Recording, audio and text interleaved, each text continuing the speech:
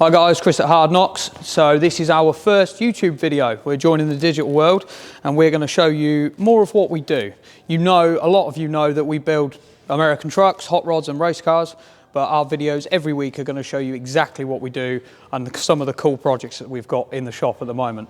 A lot of what we're doing at the minute is big horsepower builds. We don't really get involved with, you know, minor repairs, so you can expect our YouTube channel to be full of cool shit, American trucks and big horsepower vehicles. We've got a lot of V8s in at the minute, a lot of turbo cars, and we've got a lot of fabrication to do, along with a lot of chassis work for some drag vehicles. So we're going to get this all together, get you some videos up, and this is us. So I'm Chris, I own Hardknocks.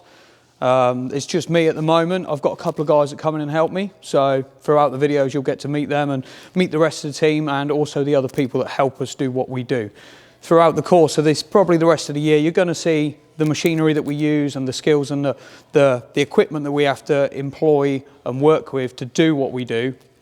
And if you want to see certain things, then just ask. You know, put it in the comments below, ask if you want to see something. You know, if you want to see how we weld stainless, how we weld titanium, how we prep, how we use the plasma table, just put a comment in the bottom of the box, subscribe to the channel and you'll get to see some cool shit.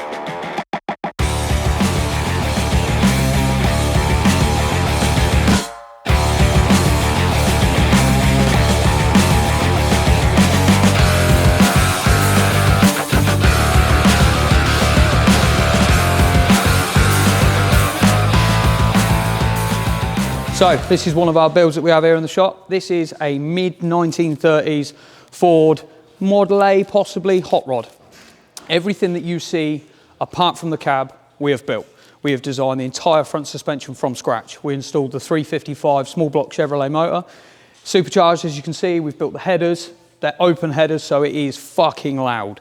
It was tuned by John Sleeth Race Cars up in Doncaster a little while ago, and it's now back to us for some repair work. The initial design of the suspension, so it's not like a normal vehicle. So the way that we've designed this is so you have a 4-link front, so it's like a lateral 4-link. It has a push rod into a rocker.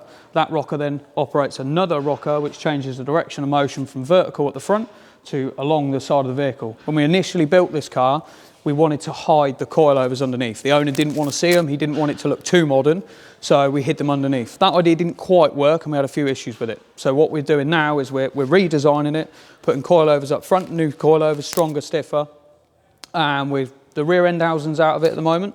So it's started to go a little bit rusty where it's been sat up and not been driven. So we're getting that clear coated by the paint shop next door. We've got a bit of service work to do to it. So it's first change, oil change, oil and filter. We'll do a full spanner check on it. We'll retension the blower belt. And we'll just basically go over the whole car just to make sure it's safe and ready to go out for next year's show season.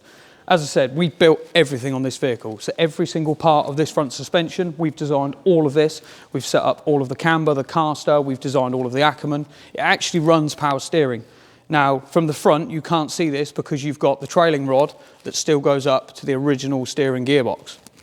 That is now non-functional, it's just there for show. This actually does have a power steering rack.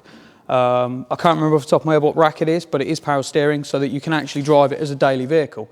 Now you can see by the height of it, like it's had a pretty hefty roof chop, it's been channeled. So there's not a lot of space inside the cab. The owner's pretty tall, but he seems to like it. So the reason that we put the power steering rack in it, because the guy is so tall, I mean, I'm 5'8", and I can just fit in it. The owner is over 6 foot, and he was having issues with his knees hitting the steering gearbox. So we removed the steering gearbox, and that's why we installed the rack, made a custom column, custom power steering mount, made it all work, and tucked it all right in behind the front grille. One thing you'll notice is there's no radiator on the front of this car. That's because we employ a Davis Craig electronic water pump, and that then feeds the coolant to the back of the vehicle, and in the rear of it there is a custom made radiator that we built here in the shop, along with pump mounts, custom fuel tank, custom header tank, so that up front the only thing that you can see is the power steering bottle, engine oil cooler and the transmission cooler. It uses a TH400 Chevrolet transmission, standard 3-speed forward pattern gearbox. It only makes about 450, 460 horsepower because it's only a 355 cubic inch motor.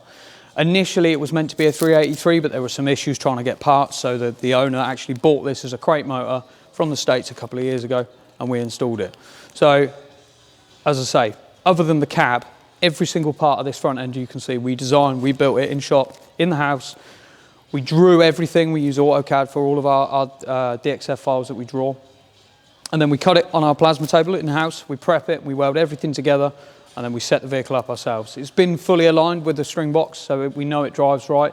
And according to the owner, it actually drives really nice. Now, when you look at it, he wanted it to look very dangerous, very sketchy, not very well put together. But if you look in detail, it is actually really, really well assembled. We spent, I think it was over 1,000 hours on this car, making sure that every part of it worked. A lot of it was testing, like the coilover issue. We weren't sure if it was going to work. Nobody had ever really done anything like this before. So we pulled it out the bag. We made it, you know, sort of come together and work. We're going to do these adjustments over the course of the next few weeks to make it a bit nicer to drive, a little bit easier to service, and importantly, make sure that if a part fails, you can still get the part. There's a lot of custom vehicles out there with one-off parts, and if they break, you can't replace them. So the way that we build everything is we've got the patterns, the designs, and all the materials, so if we ever need to replace anything, we can do exactly that. This is just one of the projects that we've built. We've got several other vehicles with us at the moment. So over the course of the rest of this year and into next year, we're going to go through all of these projects with you. So you get to see exactly what it is. A lot of people think that we just stand around drinking tea. Well, that's true sometimes. We actually do some cool work. We produce arguably some of the most detail-heavy builds in the country, I believe. We've been messaged by many, many people saying, you know, how do you come up with these ideas? Where do you find them? How do you put them together? How do you make it work? And that's why we've decided to do this channel, so that you can see that we are just normal people building extraordinary cars, and hopefully you guys enjoy it. Hit the like button, hit the subscribe button, keep watching, and you'll see some cool shit.